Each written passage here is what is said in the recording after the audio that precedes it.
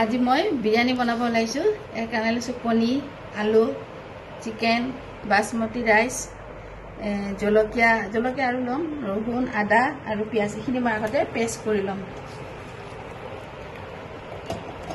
অকণমান পিঁয়াজ লৈছোঁ পেষ্টৰ কাৰণে, জলকীয়া আৰু আদা, ৰহুন,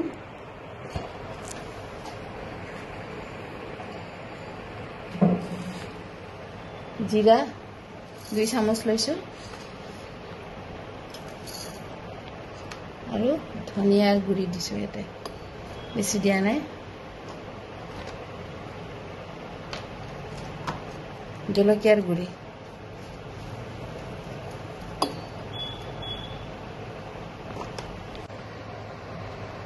প্ৰথমত মই মাংসটো মেৰিনেট কৰি ল'ম। তাৰ কাৰণে দৈ 2 চামুচ দিছোঁ। ব্ৰইলাৰ মুৰ্গীত দৈ দিলে ভাল লাগে। পিঁয়াজ দিলোঁ, তেল দিলোঁ, মছলাখিনি ঢালি দিলোঁ,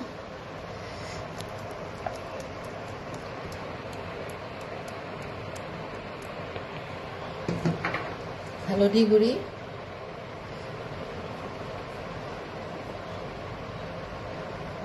নিমখ,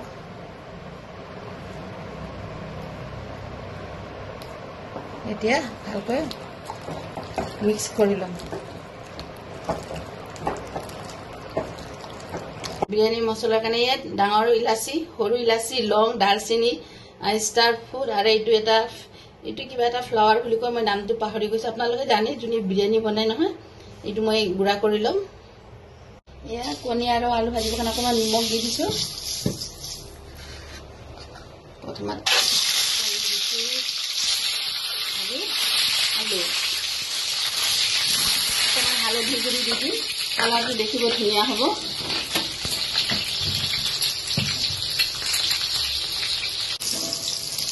কণীটো আগত নমাই দিছোঁ, ৰঙা হৈ গৈছে। আলুটো আৰু অকণমান সময় ভাজি ল'ম। দালচেনি, লং দি দিছোঁ, লগতে তেজপাত,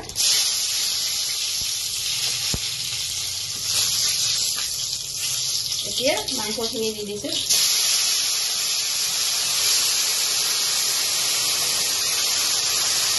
একদম মাংসটো মজাকৈ মই কিবা কৰি লৈছোঁ, ফ্ৰাই কৰি লৈছোঁ।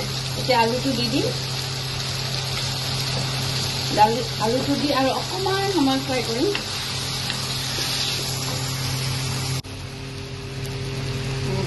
এতিয়া অকণমান মছলাৰ পানীখিনি দিছোঁ, লগতে চাউলখিনিও দি দিম মই, আৰু অকণমান পানী লাগিব,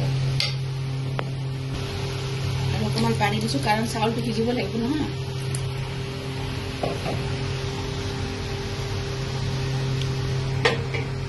এতিয়া বাসমতি ৰাইচটো দি দিছোঁ। একদম চব টাইমত বনোৱা বিৰিয়ানী এইটো।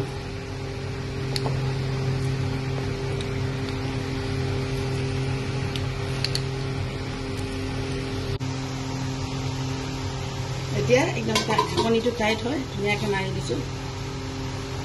আপোনালোকে ইচ্ছা কৰিলে চাইডত আটা দি দিব পাৰে, মই নিদিওঁ আৰু মই অলপ কম টাইমতে বনাই আছোঁ।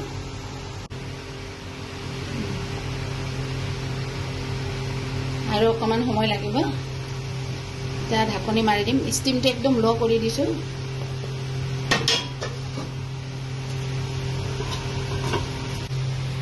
এতিয়া মই কণীটো দি দিছোঁ।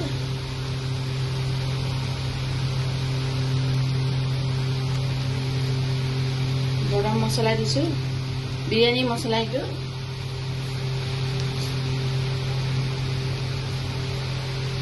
কেওড়াত পানী দিছোঁ, কেওড়া জল,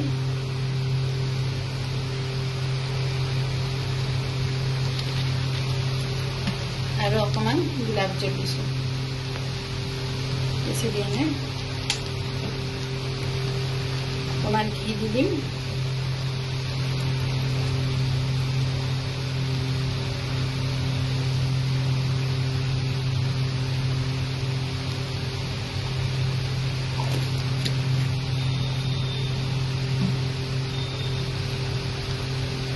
আৰু অকণমান সময় ঢাকনি দি আপোনালোকক লাষ্ট ফিনিচিংটো দেখাই দিম।